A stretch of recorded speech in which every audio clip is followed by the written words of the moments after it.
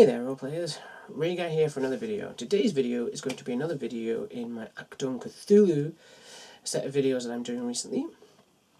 Trying to get the most out of my games I bought over the last few years from conventions, Kickstarter and such like. Today I'm going to be talking mainly about the Investigator's Handbook and what interesting things I have found from it. But before I begin, I just want to clear up a little bit off my previous video that I think I may have created confusion unintentionally when I was talking about the occupations in this book. When I said I said on one hand everything you need to create a character is in this book, but at the same time you need the other book to call it the real book. Just to clear that up, what I meant was everything introduced in this book, it gives everything form. So for creating military characters, for creating covert op characters, for creating civilian occupations for around this time, it's all in here. You only need this book to make them. However, as in the book will tell you, if you want to say play a college professor or an antiquarian or something like that from the traditional Call of Cthulhu occupations, then it refers you back to the rulebook to find information from there. So you can use the old, the traditional occupation if you wish. Just it won't be in here. Right, so I hope that cleared that up. So, the Investigator's Guide. I'm quite impressed by it. It was impressively stacked with information, though not the information I was expecting. For instance, there isn't a lot of information about the Cthulhu mythos in this book. In fact, it's only really mentioned at one part during character creation. So you could take this book and run just a historical war-based scenario, set during World War II, and you'd be fine. You could just ignore the bit about the mythos, and you've got a historical game there.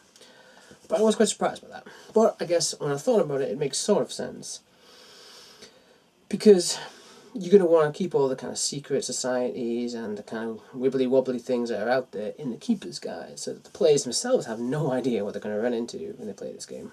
So I kind of see it from that angle, but it was surprised that this was quite more historical than it was Cthulhu-esque, which I was expecting more kind of pulpy horror in the book to begin with, but I'm guessing that will be in the Keeper's Guide. Another thing I was surprised is just how much historical stuff is actually in here. Like, sort of the reasonable expectation is it would have some kind of timeline about the events leading up to the war and the main participants in the war, which it does. To have, information about the military organisations and the kind of groups and things around at the time, which it does. But what you wouldn't expect, which is in here, and a good way of obviously filling out your character and creating a more rounded character, you have information about fashion, about the rationing and the effects that had on food and health.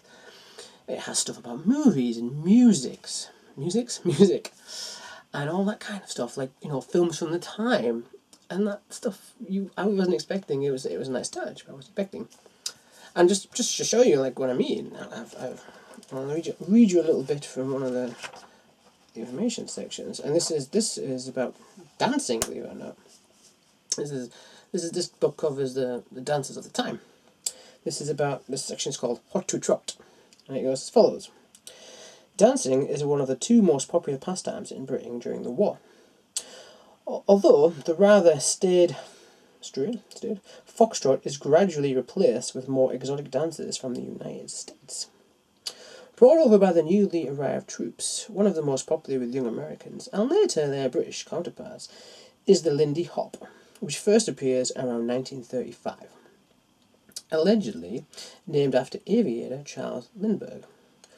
It develops from an early African-American dance styles.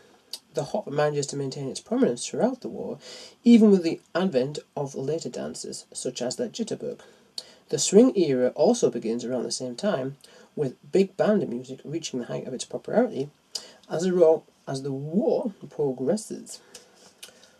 So, you see what I mean? That's the kind of things you find in here that is very useful to know, but not what I was expecting. But good, I'm glad, I'm happy. So the character creation itself, there is of course a lot of information about creating military characters. career servicemen for both Army, Navy and Air Force. I couldn't remember that last one there.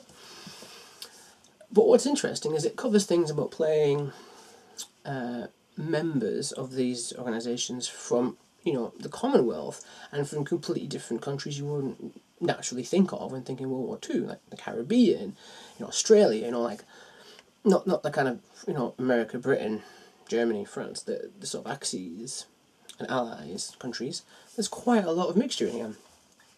It also has a rather interesting promotion kind of system in here, where your character will go through basic training and then potentially get promoted and, you know, rise up the ranks through their career before the game begins to reach a certain sort of, you know, rank in the Army or Navy or Air Force, which is really interesting. And they get certain bonuses and upgrades for doing so. It's a very interesting way of coming about it. You've also got the option, which it goes through, is creating a civilian character that just, you know, could be, like I said, like a professor, or, you know, or a merchant or something like that, a butcher, baker, candlestick maker, and then they get drafted, they get conscripted into the army, and then there's a whole process for doing that for them. So they start off as a standard, you know, civilian occupation, and then they end up having to join the military.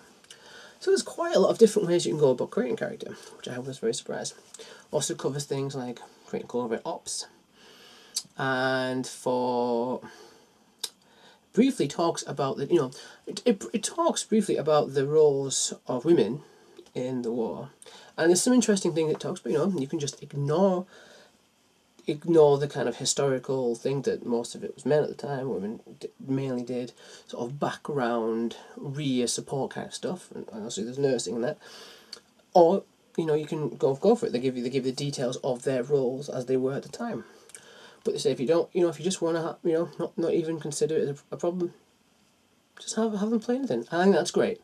It's giving people the option. Go with what you want. If history is causing a problem to enjoyment of the game, go where you feel right, which I thought was cool. So, to close, I was extremely happy with this book. Although I haven't run it yet, and I'm still not sure how it's going to work out when I run it, with having to use 3 books to get all the information I need, because the character creation stuff is only here and not in the Keeper's Guide, so I need everything and the rule book together to do it when I run it. So that's remains to be seen. So, that's been sort of a brief look through the Investigator's Guide. I hope you've enjoyed it. I've enjoyed talking about it. And next time I will probably start talking about the Investigator's Guide, the Keeper's Guide, sorry, and talking about factions and things like that can be found in this dark time in the history of the world.